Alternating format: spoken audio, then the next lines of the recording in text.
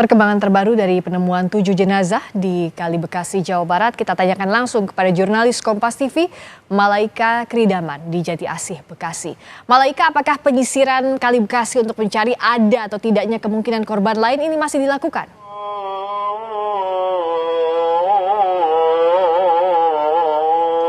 Ya, selamat malam Friska dan juga saudara. Ini penyusuran di sekitaran Kali Bekasi, tempat kejadian perkara ditemukannya 7 jenazah memang sudah dihentikan. Tadi penyusuran terakhir itu sudah dimulai sejak pukul 3:30 waktu Indonesia Barat, dan itu penyusurannya ada yang menggunakan perahu, ada juga yang menggunakan jalan kaki dan juga menggunakan drone. Namun memang dari Basarnas dan tim gabungan tadi juga sudah membagi tim gabungan menjadi 3. Ada tim yang menyusuri di sekitaran tempat kejadian perkara di sekitaran Kali Bekasi, Jawa Barat. Ada juga yang menyusuri dari TKP dari Kali Bekasi sampai ke pintu air, karena tadi berdasarkan informasi yang kami dapatkan khawatirnya dari warga dan juga dari tim gabungan ada barang-barang ataupun jenazah yang menyangkut di pintu air, karena khawatirnya jika ditemukan barang-barang dari para korban ataupun jenazah ini bisa sangat membantu dan juga mempermudah proses identifikasi dari para jenazah. Dan juga ada tim yang menyusuri dari Kali Bekasi hingga ke bawah jembatan Kemang Pratama yang merupakan hilir dari sungai ataupun Kali Bekasi ini. Namun memang sampai penyisiran ini selesai, itu tadi sekitar pukul 5:30 waktu Indonesia Barat, tidak ditemukan jenazah lain selain 7 jenazah yang tadi sudah ditemukan pagi tadi. Dan berdasarkan tadi pernyataan dari Kepala Kantor Pencarian dan Pertolongan Basarnas Jakarta, Desiana Kartika, mengatakan Basarnas baru memang akan melanjutkan pencarian jika ada laporan baru yang diterima oleh pihak kepolisian, baik dari keluarga, dari saksi maupun dari warga setempat. Dan hingga kini info dari pihak kepolisian, semua korban berjenis kelamin laki-laki dan juga ada beberapa korban yang masih berusia remaja. Dan sampai saat ini baru ada 2 dari keluarga korban yang menyampaikan bahwa memang salah satu anggota keluarganya kemungkinan adalah salah satu dari 7 jenazah yang ditemukan di sekitaran Kali Bekasi, Jawa Barat.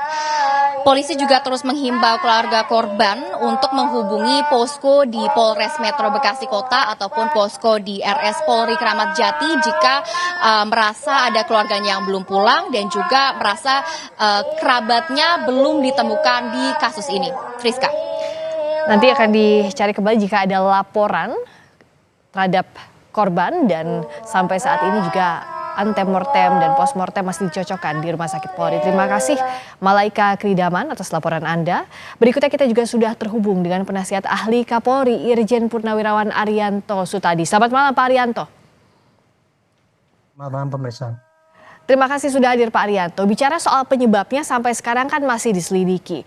Tapi kalau dari informasi yang disampaikan oleh Kapolda bahwa ada kemungkinan bahwa para korban ini hendak tawuran lalu kabur saat dikejar polisi. Nah, bagaimana untuk mengusut kasus ini, dimulai dari mana semestinya kehati-hatian ini dilakukan?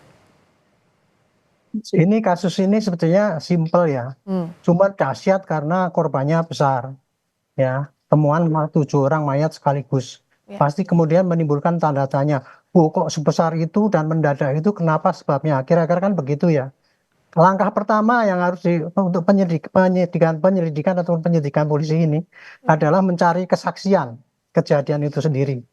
Yang pertama kali mesti nyari saksi dulu kejadiannya bagaimana. Dan yang kedua, melihat hasil pemeriksaan yang di rumah sakit.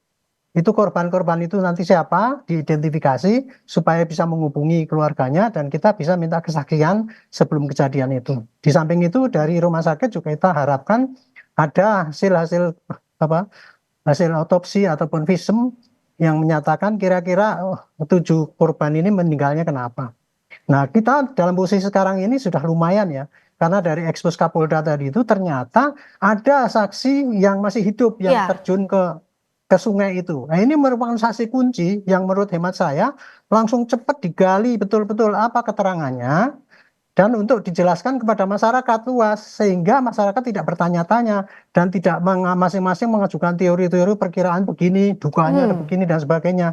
Ya. Apabila saksi kunci tadi itu menerangkan pada masyarakat ini loh kejadian seperti ini dan didampingi oleh Kompolnas ataupun Propam dan sebagainya, maka otomatis akan bisa meredakan, oh kira-kira benarlah keterangan itu tidak direkayasa oleh polisi. Yang kedua, kalau memang itu diusir oleh polisi karena oleh patroli polisi, maka Propam mestinya menelisik kembali siapa petugas polisi yang mengusir itu waktu itu.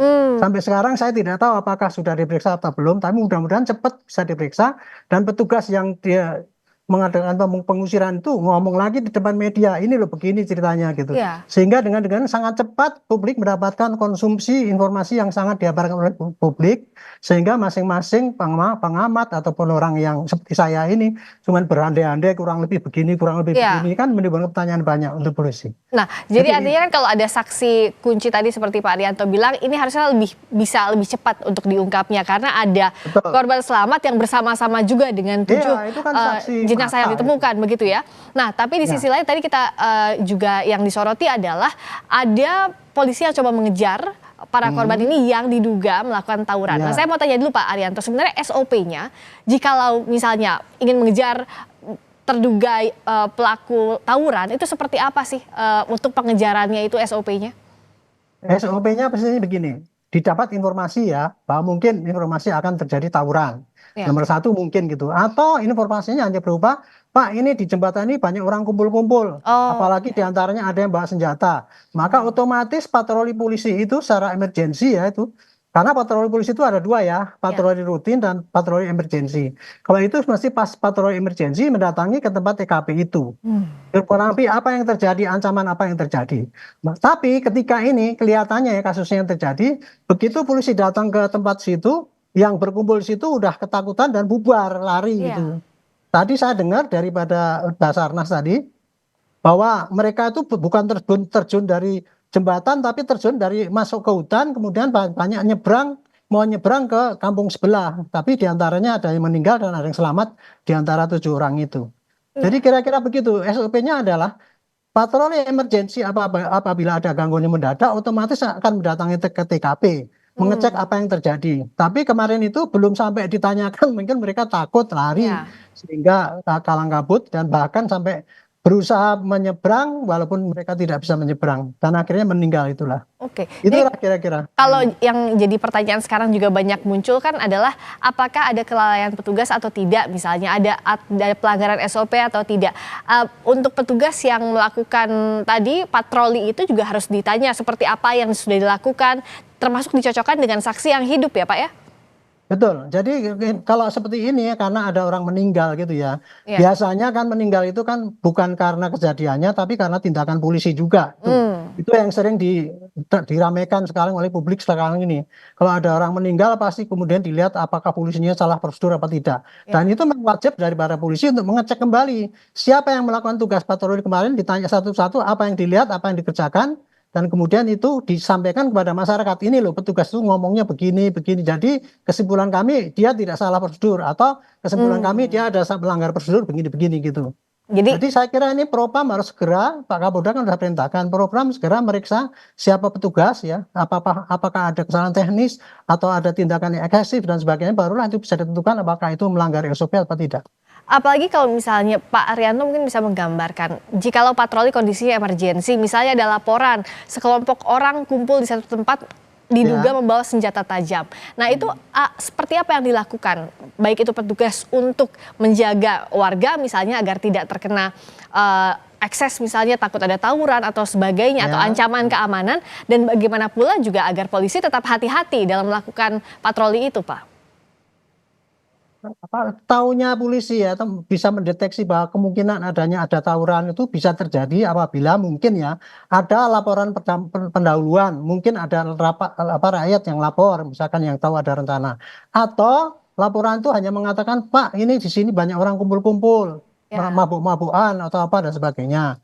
Nah, itu kebetulan kemarin kan yang kumpul-kumpul di situ kan bukan orang situ kan gitu kan. Iya. Orang luar daerah. Jadi itu patut dicurigai, pasti itu ada sesuatu lah yang akan dikerjakan gitu.